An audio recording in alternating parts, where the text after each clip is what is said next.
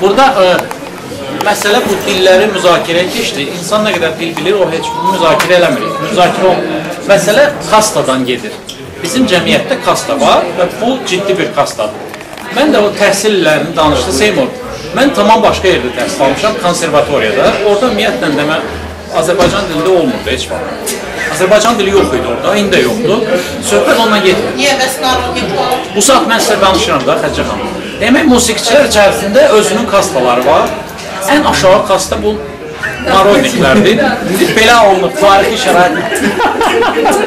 Rus dillilər də başqa bir, demək, konservatoriyada hamı Rus dillidir.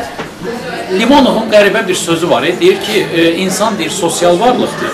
O insan ki, deyir ki, mənə maraqlandırmır miting, maraqlandırmır küçə, Putin, obrisi, heç nə yeməyə maraqlandırmır, bu bitkidir də, deyir. İnsan deyir, bitki kimi təhqir etmək istəmirəm, stat gətirir. Limonovun belə demək, 89-cu ildə mənə elə gəlir ki, o tarixi kontekstdə, yəni barikadada olmayan adam gənc adlandırma olmaz da, qoca adlandırma olar.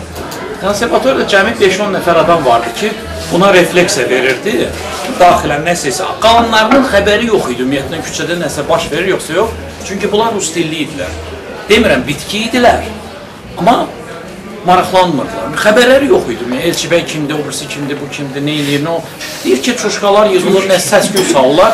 5-6 çuşqa da konservatoriyada var və maraqlıdır ki, konservatoriyada bu 5-10 nəfərin içindən başqa rus dillilərlə həmrəylik göstərən həmin o tarçalanlar idi. Tarçalanlar da bizə deyir, nə edirsən, nə işin var, nə əla, tutarlar sən, bunların da fəlsəfəsi. Bu bizə deyir ki, mədə çuşqa bunların arasında belə bir körpü var idi. Mən dəqiq o körpünü hələ xarakterizə edirəm. Bizim həmin bu rus dillilər bu cəmiyyətdə var. Bir neçə adamı əlbəttə istisna etməklə, Elmar Hüseynov kimi bir örnək var gözümüz qarşısında. Bizim rus dilli təbəqə ölkədəki ictimai, siyasi, hər hansı kulturoloji problemdən tamamilə kənarda olan middle classdır. Deyək ki, doğrudan da bizim ölkədə uçurum nədədir? Orta yoxdur da. Ya var yüksək məmurlar, əcdahalar milyonlar fıradır. Ya da aşağılar, polis zat, nə bilim, belə də. Mən də Azərbaycan dili iki kateqoriyaya mən deyərdim ki, bir məmur dili var, ASTV. ASTV-də deyir ki, mən həmişə inanmışam zat. O birisi də deyir ki, küçədə polis adama əylə müraciət başlayır, əylə də bitir də. Məsələn, sözü cümlənin həm başında, axında durur. Məsələn, sən kimsən, məsələn, sən harada qalırsan, nəsə də belə bir cümlə vurulur. Azərbaycan dili məişətdə batır, ədəbi dildə alınır. Amma middle class, bu rus dillilərdir. Öz aralarında, hətta sevgi səhnəsində, hətta məişət səhnəsində, hər yerdə rusca danışırlar. Çünki onlar ümumiyyətlə bununla hansısa bir təmasın olmasını da istəmirlər. Və bunlar bu middle class ofis adamlardır. Əsasən harada işləyir? Ofisdə falan da belə yerdə, qapalı bir yerdə, küçədəki cəngəllikdən uzaq. Və problem ondadır ki, bu adamlar kifayət qədər passionardır.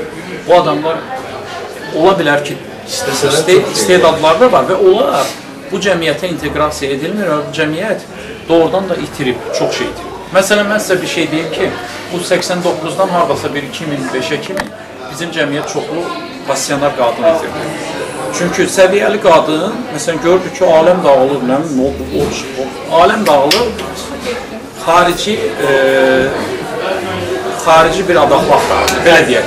Xaricə getməyin yollarını axtarırdı. Bu da bunun, yəni, deyir, Yevreyskaya jena, это sredstva передвижения, belə bir şey var. Küllü miqdarda qadın, məsələn, belə kütləsi itirdikdir. Məsələn, bu qadınlar cəmiyyətə çox böyük xeyir verə bilər. Onlar ölkəni tərk edir. Həmin onlar da rus dilli idilər, çoxu və deyək ki, ölkədəki proseslərə amorf qalmışlar. Məsələ burada dil bilməkdən, bilməməkdən, kiminsə nəslinin dildə 50 dil lap erməncə danışır. Dil danışmaqda deyil, məsələ cəmiyyətdəki bu kateqoriyadan gedir. Amorf cəmiyyətdə tamamilə amorf qalmış middle classdan. O cəmiyyətdə ki, middle class amorfdur, çox ağır nəticələri olacaq. Niyə amorfdur? Yəni, gəlin biraz səbəblərə baxaq.